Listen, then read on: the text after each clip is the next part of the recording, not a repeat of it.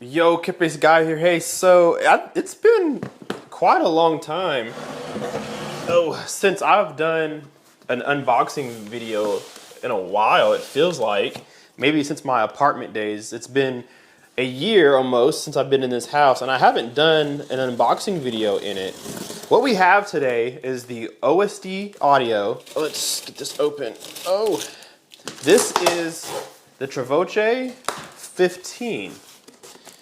And I bought this because I saw that it has subpar reviews, not very good reviews, and it's kind of strange. I've reviewed a lot of OSD audio equipment, including a lot of their subwoofers, and I've always had good things to say. They seem to be like a really good bang for your buck kind of company where what you spend and what you get outweighs what the money it costed. So it's a good cost to performance value. But this subwoofer here has not gotten very good reviews. So I bought one because I want to know exactly why.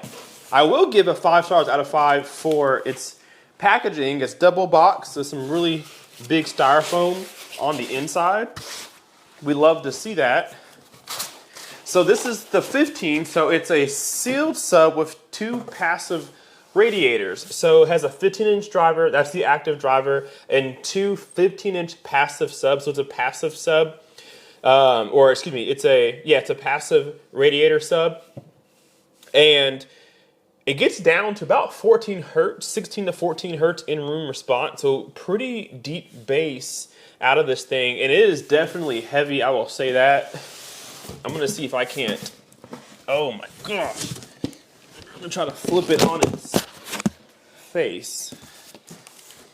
So we're gonna do this. There we go. And I'm gonna back this up so you guys can see. I actually might be able to just pull this out. So I thought. Okay, give me some more space. So it looks like we have a little box here. It's probably power cord. We'll throw that there. So like I said, I've reviewed a lot of OSD audio products. I've reviewed a lot of their subwoofers, and they genuinely make really good stuff. I have actually a couple amplifiers from them inside my home theater now. So I'm gonna actually put this in the home theater system for a while and listen to it, music and movies, and see what's going on and why people are not happy with it. I know one of the big complaints that I saw was that it used to have an app where you could, play with parameters. You can play with EQ. You could control the sub from your phone at your listening position.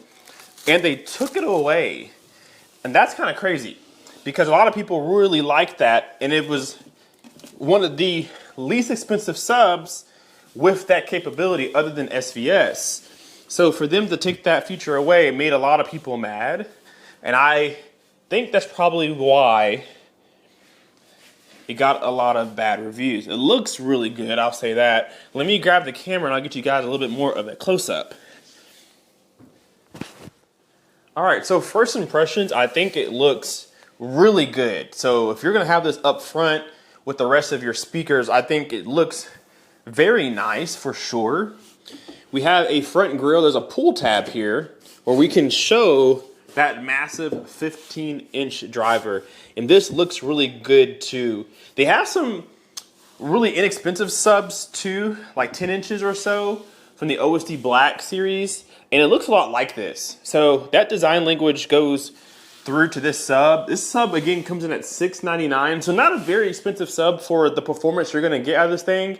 It should have a lot of authority with 2 passive radiators, a 15-inch driver, down to 14 hertz. That is some serious bang for your buck at $6.99. So looks really good. Has like a faux leather on the top. We'll put this grill to the side. And then on the sides, if I can turn this thing around, it has the passive rating. This is really heavy. It has some feet on the bottom, so it make it really hard to slide.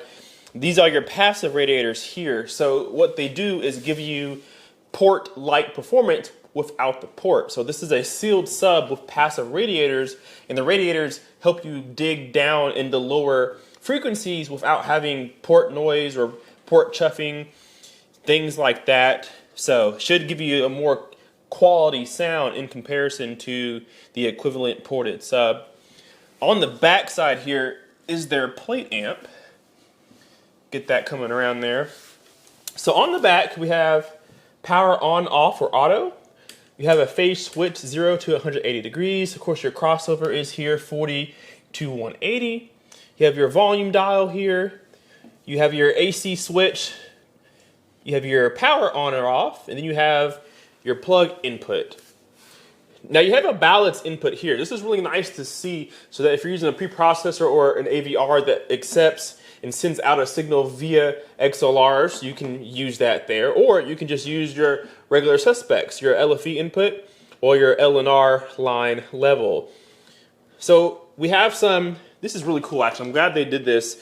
So these are high level inputs here. So if you want to tie them to your front speakers and set your crossover manually, you can. That's the best way to integrate your subs to your mains. And that is it for the back plate. So really looks good. I'm going to be very honest. Initial impressions, it looks like quality. These drivers looks like, if you're familiar with the Dayton Ultimax subwoofers, it looks like Dayton Ultimaxes here. That's what the drivers remind me of. But I'm excited for this, honestly. All right, so this thing gets about 1,000 watts RMS, 1,600 watts peak. That's pretty good power.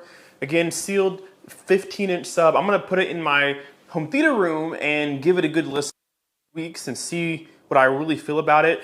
Why is it getting a bad review? Amazon has it 3 stars out of 5.